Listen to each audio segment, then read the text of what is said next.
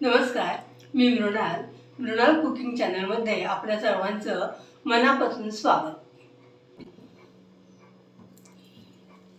मी घेतला आहे दुधी भोपळा. दुधी भोपळ्याचे फायदे आपल्या सर्वांना माहीतच आहेत, त्यामुळे मी आता परत सांगत नाही. परंतु हृदयाच्या बळकटीसाठी, पित्तशामक, आणखीन ब्लड प्रेशर कमी करण्यामध्ये ह्याचा उपयोग होतो. शिवाय ह्याचे अल्कलाईन गुणधर्म आहेत, त्यामुळे तो आपल्या शरीराला जास्त उपयोगी आहे. आपल्या चॅनलवर दुधी भोपळ्याच्या वड्या, दुधी भोपळ्याचा किस घालून केलेलं ज्वारीचं थालीपीठ या 2 रेसिपीज उपलब्ध आहेत. आज मी करणार आहे सर्वांना हवीविषयी वाटणारी दुधी भोपळ्याची खीर. इथं मी दुधी भोपळा घेतलेला आहे, चारोळ्या, वेलची मी साखरेबरोबर कुटून घेतलेली आहे, काजू आणि बदामीचे काप आहेत, पिस्ता घेतलेला आहे, साखर घेतलेली आहे, इथं कस्टर्ड पावडर, पिस्ता घेतलेली आहे, साजूक तूप घेतलेले आहे आणि एक मोठा चमचा मिल्क पावडर घेतलेली आहे. गॅस चालू केलेला आहे, छोटी कढई त्याच्यावर तापत ठेवली आहे आणि 1 चमचा तूप मी ह्याच्यात घालून घेते आहे. काजू बदाम, पिस्ता, यात मी थोड्या चारोळ्या पण घातलेल्या आहेत. ड्रायफ्रूट्स एकदम हलकेसे तुपामध्ये तळून घ्यायचे आहेत, म्हणजे त्यांचा क्रंच वाढतो. मी आता गॅस बंद करून घेते आहे. दुधी भोपळ्याची मी सालं काढून घेतलेली आहेत. तुमचा जर दुधी भोपळा कोवळा असेल तर तुम्ही सालासकट पण खिसू शकता. अशा प्रकारे दुधी भोपळा बारीक असा खिसून घ्यायचा आहे. तुमच्याकडे बारीक खिसणी नसेल तर तुम्ही मोठ्या खिसणीने खिसलं तरी चालेल.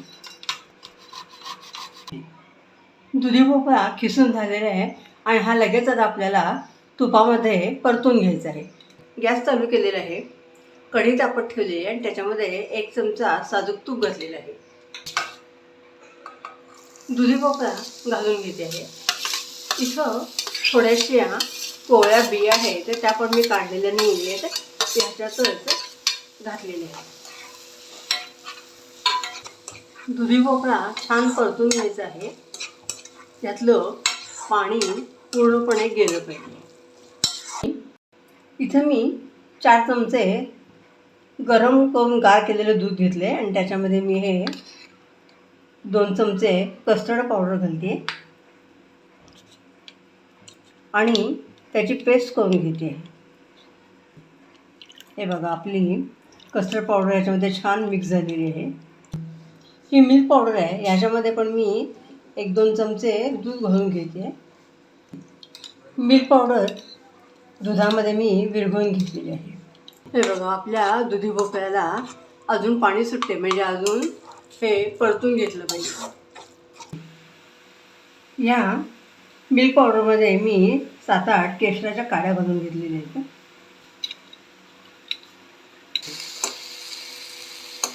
आपला भोपळा चांगला आता शिजलेला आहे आणि ह्याच्यामधलं पाणी पण कमी झालेलं आहे.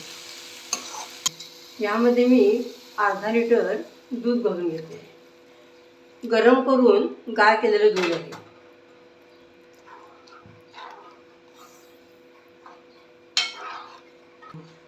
सतत ढवळत राहायची आहे, म्हणजे खाली बुडाला लागणार नाही. आपल्या खिरीला दाटपणा येण्यासाठी मी इथं मिल्क पावडर दुधात मिसळून घातलेली आहे.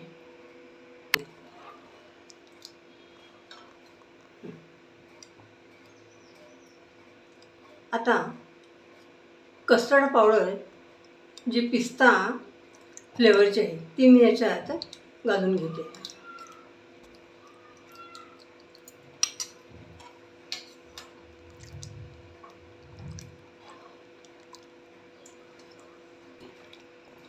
कस्टर्ड पावडर, पिस्ता घातल्यामुळं दुधी भोपळ्याच्या खिरीला छान रंग दुधी भोपळ्यासारखाच आलेला आहे. इथं अर्धी वाटी मी साखर घालून घेते. खीर ढवळायची आहे. आपली खीर आता थोडीशी परत पातळ झाली.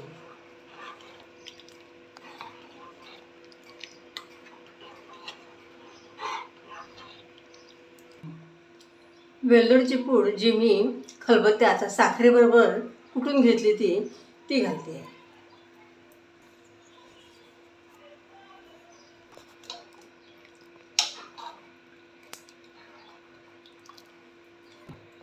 खीर आपली छान मिळून आलेली आहे. आता ही कितपत घट्ट पाहिजे किंवा किती पातळ पाहिजे हे आपल्या मर्जीप्रमाणे ठरवायचं आहे आणि त्याप्रमाणे ती आटवायची. मी अजून थोडी इथं आटवून घेणार आहे. तळलेले ड्रायफ्रूट्स थोडे घालून घेते.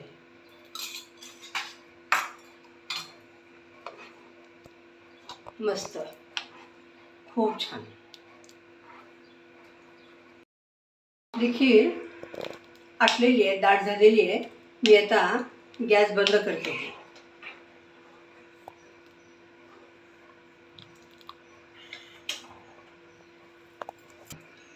खीर मी सर्विंग बाउलमध्ये काढून घेते आहे. खिरीला छान पिस्त्याचा रंग आलेला आहे. कदाचित मोबाईलमध्ये तुम्हाला तो दिसणार नाही. खीर खूप सुंदर झालेली आहे. रंग दुधी भोपळ्याचा पिस्त्यासारखा छान आलेला आहे. वरून थोडे ड्रायफ्रूट्स घालते.